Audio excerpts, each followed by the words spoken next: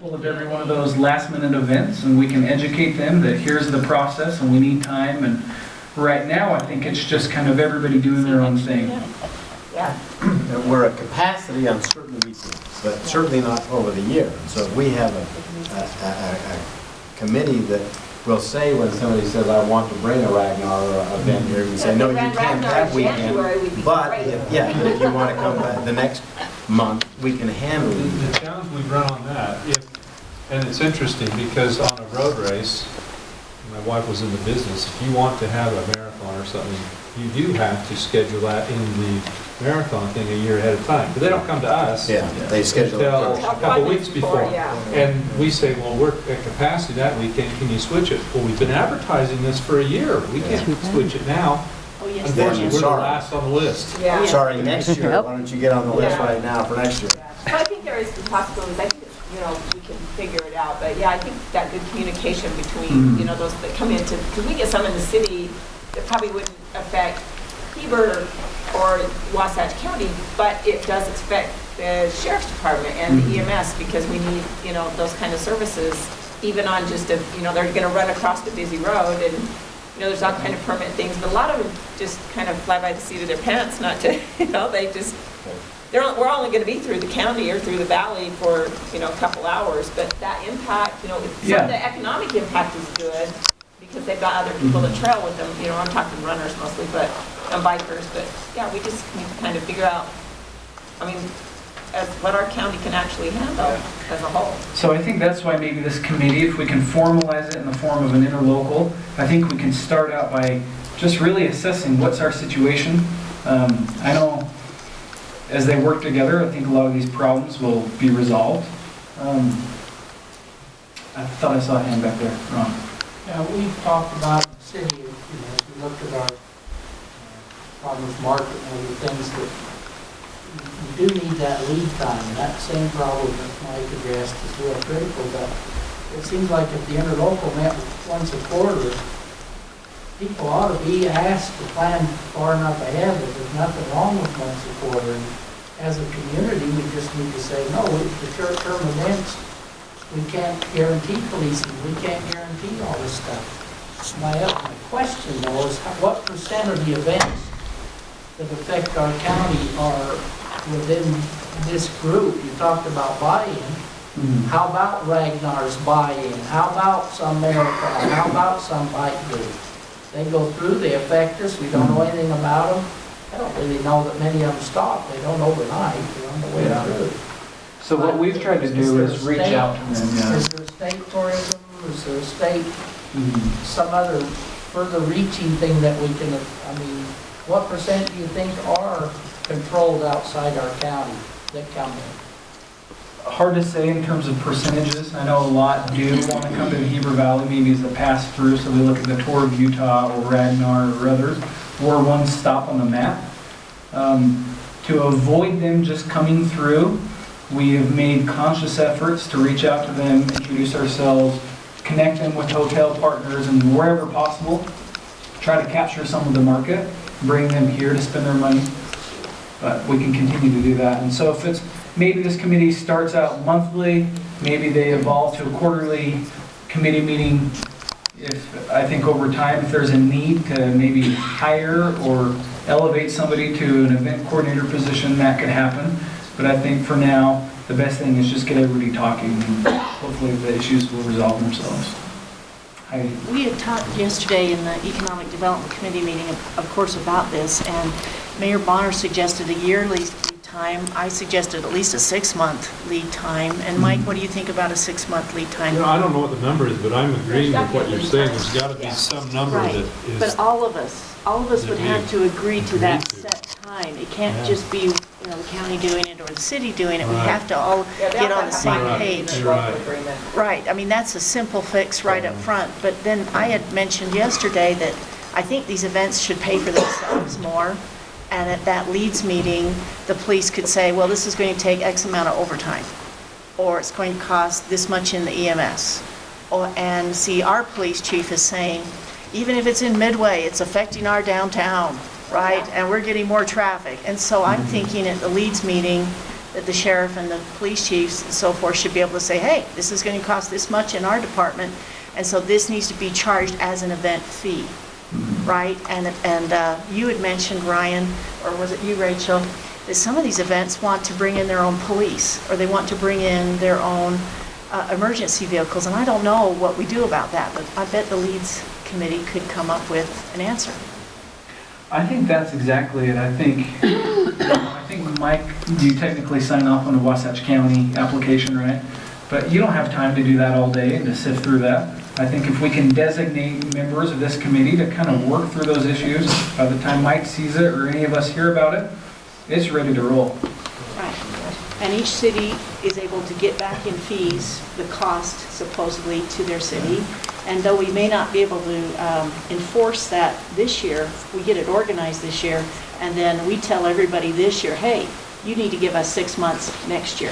And if you don't give us the 6 months, it's not going to happen. We tell them that this year. Yeah, and I would say let's empower that committee to come up with those dates, if it's 6 months or 4 months, or if there's a fee structure or something like that. I think if they really own this, then, you know, that can be the next logical step. And they can report back to the councils and the management, and we can go from there. So I would recommend, if this group feels comfortable with it, that this committee gets together starting in June. That'll be the next quarter. So January, February, March, April, May, so June, July time period. That gives them a couple of months to gear up and kind of put their thoughts together, and that they then start meeting at least monthly or quarterly. So. Okay. Thanks. All right, so Sean Sager from the Transportation Update. You're up. Hey. Thank you, Mayor. I'll bring up two of my good friends with me. Again, my name is Sean Sager, and this is Bob Allen from Mountain Land Association of Governments. We work for the mayors and county council members in Wasatch County. And today we're talking about transportation planning, and Terry Newell, before you sit down, we're going to let you sit down. Terry Newell is the Utah Department of Transportation Region 3 Director. She's the Director of Transportation for Region 3 of UDOT. So these are two very important people in my life that I get to work with on a daily basis, and I'm grateful for that. We just wanted to give you a quick update on transportation planning work. In Wasatch County, we had what we call a rural transportation planning meeting earlier today. Started at 4 o'clock, and with that meeting we had the UDOT's annual local government visit. And so that local government visit took place. We had Commissioner Danny McConkey with us. He's one of UDOT's commissioners that represents the state of Utah on the commission board. Bob, do you want to talk briefly about what the RPO is doing with the Regional Transportation Plan update? Sure. I'll come over here so he can rebut me. Many of you probably are aware of the long-range transportation plan that's put together. As all of the state is doing, all the MPOs, the UDOT, and all the RPOs, we're all starting the process of updating our long-range plans. This is all of those plans kind of stitched together, called the Unified Plan. So right now we're kind of in the kickoff stage of updating this long-range transportation plan. A couple of things are going to be a little bit different this time. The first thing is our horizon year, so the furthest out that we will plan. We're going from 2040, which is the current plan, out to 2050. So everybody in the state is extending that out an additional 10 years. What that means is we will be working with your cities to try and figure out, okay, what's that going to look like? The second thing that's a little bit different, and is kind of reflected up here, is for this plan, we are going to be updating and developing a Wasatch County specific transportation model, a computerized model that helps us understand traffic needs as we look into these future conditions. And as you can see, kind of it's up in that green is kind of the development process that we'll be going through. One of the things that we hope to accomplish with this new model is to be able to do things like look at special events and trying to help us understand what that means and give us a little bit better idea. So like we were talking about earlier, hopefully this model will be better able to inform you and help us understand those things as we look into the future. Seasonal changes. Seasonal changes, yeah. Second home ownership issues, and so it'll be a little bit more sensitive to some of the unique environment that Wasatch County faces. Absolutely. The first major component of that you will be mostly affected by, I think, is what we call SE data development. SE stands for socioeconomic, and essentially what we're trying to do is feed this this model with households and jobs, right? And so what we'll be doing is in the next few months, we'll be coming and meeting with each of your jurisdictions and talking about, okay, the state says you're going to grow by X amount. We're going to try and work with you to figure out where all those jobs and where all those people are going to be living so that we can find the model and make it as accurate as possible. We'll also be asking for any other data, plans, information that you have that we can feed the model to make it more accurate. And we will be creating that specific model just for Wasatch County in this process. Our adoption timeline is really middle of the year 2019. That's when everybody across the state will be adopting their similar plans. And so with that, is there any, I guess we're asking, does anybody have any problems with this, concerns, or maybe some questions about the long-range transportation plan creation? It's 2 years away, so you're going to be hearing from us a lot of it in between now and then, but if there's any questions right now, we can answer. We'd love to do that. So how much does, these great projects like Mountain Land Accord, how would that tie in to any of this? Very good question. Maybe Sean can better answer that. Mostly, well, Sean, why don't you answer it? That's a great question. What is the Mountain Accord currently doing, and what kind of projects are coming out of that? And if any of those projects start to interface with Wasatch County, those projects could be modeled. We could understand what the impacts of those projects would be on our transportation system. So what's nice about this computer model that Bob is talking about is it will snap in to the statewide model. So you can basically take this model, plug it into the statewide model, get the statewide results, and then snap it back out and work on Wasatch County separately. And so it's consistent with the USTAM model. Bob and I know nothing about computer modeling at all. All this work is going to be done by a consultant that we trust and that we have confidence in. So. But I think something very important to point out is projects that end up on the list are going to be driven by the folks in this room, not necessarily by outside forces. The model looks at where households and employment is, predicts how traffic will move based on it. We will take that and show that to you and say, between now and 2030, we see these traffic problems according to the model, and we'll talk with you about what you want to do to alleviate those issues. So that could also then include potential mass transit for our valley? Yeah, if that's something you're interested in, that's definitely something we could look at. But again, we're here to facilitate your plan, not drive what we think you should do. We'll give you our opinions. UDOT obviously will do so as well, but we're here to facilitate and create the projects that you want to make work for your community. So is there any way to get Front Runner to come up to Canyon? If you came up with a couple $1 billion, maybe. Right. If you could call the Heber Creeper the Front Runner. Extension. The front crawler. The front, the rural runner. Also at this meeting, we talked about the bypass road and what our next steps are on the Heber bypass road. And there's been a lot of energy associated with that over the years.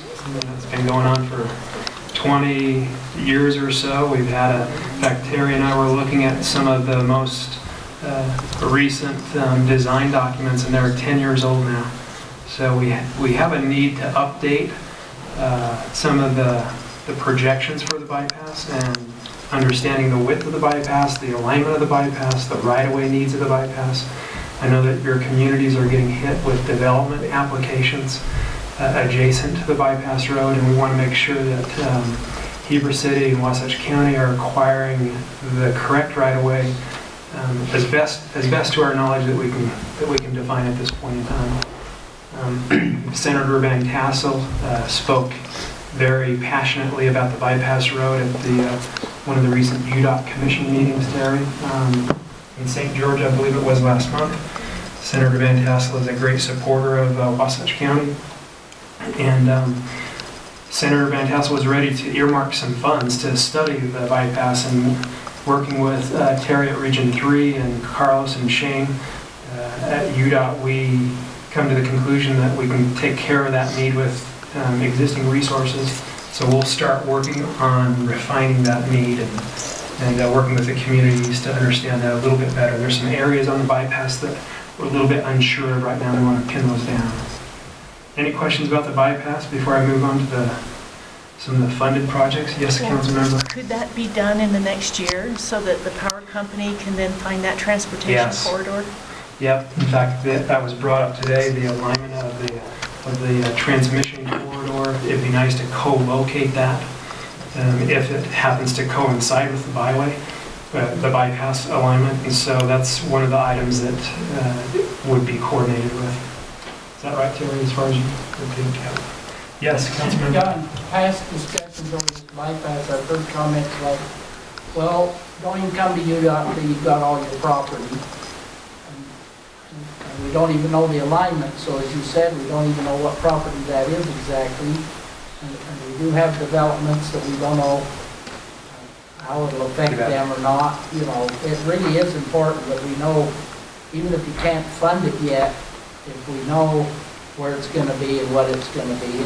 Totally agree. We've heard that our Main Street already exceeds your suggested capacity, and yet it's getting bigger and bigger and bigger. It's impacting our downtown business district. It's all kinds of things we can't control because we have a UDOT highway down the middle of our town. We saw two things, or two comments on what you just said. Our Heber Main Street is back at 28,000 trips a day. That's the same level as it was in 2007 before the Great Recession. So we have now increased our traffic volumes back to Main Street where it was at the peak just before the recession hit. So I think maybe your perception is correct that there are more trips taking place on Main Street. We have to live here, you know. Yeah. And then the second thing, the alignment of the bypass and whether or not UDOT will participate. Commissioner McConkey told a great story at the end of the meeting today about communities that have skin in the game and communities that create their own destiny. And his point was that communities that preserve the right-of-way and have an interest in seeing a facility constructed and built are often the ones that are successful. And so I feel great about where Wasatch County is in terms of corridor preservation. On the bypass, we have about 50% of that corridor already purchased or acquired through dedications, and so you guys are doing amazing work, I would say, Terry, compared to some communities that maybe just go to UDOT and ask for help. Wasatch County is doing something for themselves to help themselves. So I don't know if that answers your question completely. Yeah. Okay. Other questions on the bypass before I move on to funded projects? Terry and her staff gave an overview of projects that will be worked on and built this summer. Heber Main Street, I think, was one of them that has an overlay project on it, Terry. And fixing those culverts that went underneath Main Street, kind of patching that up. Yeah, I think we worked on the culverts last fall, and we're letting some of those trenches settle a little bit, and then we'll put the pavement back over the top. I think we established, mid-June to mid-July, so it'll be done before the fair? Yeah, that's what I remember is the date that will be done before the fair is what stuck in my mind. Now, watch, we just jinxed ourselves. July 15th, I think. Yeah. And then Daniels Canyon downhill passing lane, is that one, is that what proposed Daniels project? Canyon downhill passing lane, we moved some money from some savings we had on a project, Mighton Bench project out in the basin. And we asked the commission, I believe it was last month, to move the money to a downhill passing lane. And when we came back, we were at one of our shed reviews in Strawberry today, and it was very firsthand experience of the importance of a downhill passing lane at Daniels Canyon. So somebody made a really bad passing maneuver. We all went Yeah, that'll be great. So those two are funded. The next three that I'll talk about are proposed to be funded. In fact, Thursday and Friday of this week, UDOT Commission will hold their annual STIP workshop, and they'll consider these next three projects that I'll list off. And so we'll find out within the next couple of days, and then next month in May, and I'll talk about that in just a minute as well. But the Walsburg to Charleston section of US 189 Provo Canyon, from Walsburg to Charleston. So we have 5 lanes down below, 2 lanes each direction with a middle turn lane. And then in that section it goes 1 lane each direction with a middle turn lane. That project's on the list, is that right, Terry? So that's an expensive project. I think it's around $50 million, if I recall. Yeah, we're requesting $53 million, and it would be in the 2023 year of construction. So that would then complete the Provo Canyon cross-section all the way from I-15 in Orem, all the way up through to Interstate 80 as a 5-lane facility. So that would be exciting for us to get. Another one that was fun to hear about today was the Provo River Parkway Trail Gap. I don't know if you've ever ridden the Provo River Parkway. It comes up from Provo and Orem up to Vivian Park, and then it ends right there where the railroad is. There's a gap because we have the trail built in Deer Creek State Park. It comes along the other side of the reservoir. It comes down the dam over to Horseshoe Bend, I believe is the reference point. And from there, there's a gap where we have to figure out that trail line and that connection. Terry and her staff put some money to that project about 2 years ago and figured out an engineering solution.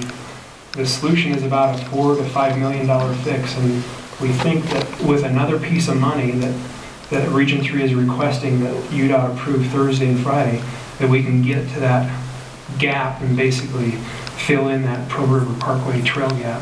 It involves some railroad work as well, and coordination with the Heber Valley Railroad, and I know that we're working to coordinate that. I'm a stickler for the details, so I'm just going to say that they would approve it in May. Thank you. So we would request it goes on their list for request for Thursday, and then they would put those out for public comment, and then they would do approval in May. Perfect. One other item that was interesting to me today is State Route 113 between Charleston and Midway. There where it's quite narrow, where the river is, there's a steep slope on either side. I drive that very carefully, pay a lot of attention in that area. I believe Terry, UDOT has that project listed as well, $2.5 million, Yeah, something like that. it's about a half-mile section, so it's kind of taking that worst section there and putting shoulders. And so when did you say construction might happen on this thing? That's on our list of projects. Again, it's pending approval by the commission. I always have to add that. If they approve that project in May, I believe we listed that for 18 construction, which might be a little tight because there's some environmental work we need to do there. So I think that would be the plan of the 18 work. Did I forget any of the big ones in Wasatch County that we talked about today? That's all I had on my list. Okay. And then just the last thing I wanted to mention really quickly is that in May, the UDOT Transportation Commission will meet here in Wasatch County at the Heber City Building on May 19, excuse me, at 8:30 a.m. at the Heber City Council chambers. This is a great opportunity for elected officials to come to that meeting and either gripe or praise UDOT on things that you see that UDOT's doing good and give them some feedback on the other things as well. But the fact that the commission will be here in May is fantastic timing to talk to the commission about the bypass or these funded projects or whatever it is that you think is a priority for the UDOT commission to hear. So anything else with that? 2 meetings, the 18th and the 19th. I don't know the difference. I don't want to tell anybody about the 18th. No, the 18th would be a tour, and we plan to kind of go out the 3 major legs of UDOT roads and look at some projects, and tour probably lasts 3 hours-ish. And you're welcome to join us on the tour bus. a lot of fun, ride the bus with us and get to hear our commentary. We're probably going to tour Jordanelle Dam. We're talking a lot about water in relation to transportation and development, and so we'll continue that story for our commission. Just talked to Mayor Bonner a little bit ago about possibility of having kind of a meetup in the park at Midway, just because the time will be about right on our tour. That if we have elected officials who want to come chat with our commission casually, we'll have some snacks and they'll get off the bus for a minute and stretch their legs, and just kind of an opportunity if you want to have a casual chat with them and you don't want to be on the entire tour. You're always welcome to join us for the whole tour. We'll just look at projects. One of the main things we like to do with those tours are give them a taste of what's going on in the community and what the growth issues are, any of the problems you're having. And as Sean said, the commission wants to hear what you guys think. So if you've got concerns about things they should be thinking about that we're not, that's all open for discussion with them. So anyway, would encourage you to attend one or both of those and just let the commission know what your thoughts and concerns are. And we'll try to represent what we think some of the growth issues are in the area, but if you want to add to that, feel free. That's kind of dialogue we want to have. Typically on that Friday meeting, there's an agenda item that is described as local government, local presentation, and so that's what Terry's referring to. Is after Terry does an overview, oftentimes the chair of the commission will ask if there's any elected officials that would like to address the commission, and welcome to take 2 or 3 minutes, I think. That's the one on the 19th. Correct. Yes. That's the Friday meeting at 8:30 a.m. The Friday's the more formal meeting. The Thursday meeting is just really casual, and they may do a staff update meeting.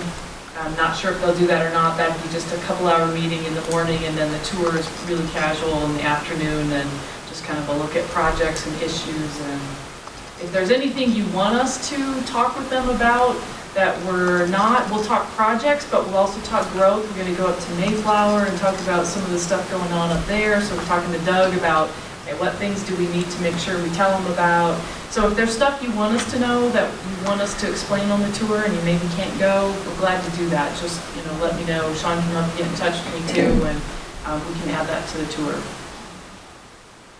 Any questions about the transportation plan work, Mike? Just one comment. Commissioner McConkey mentioned that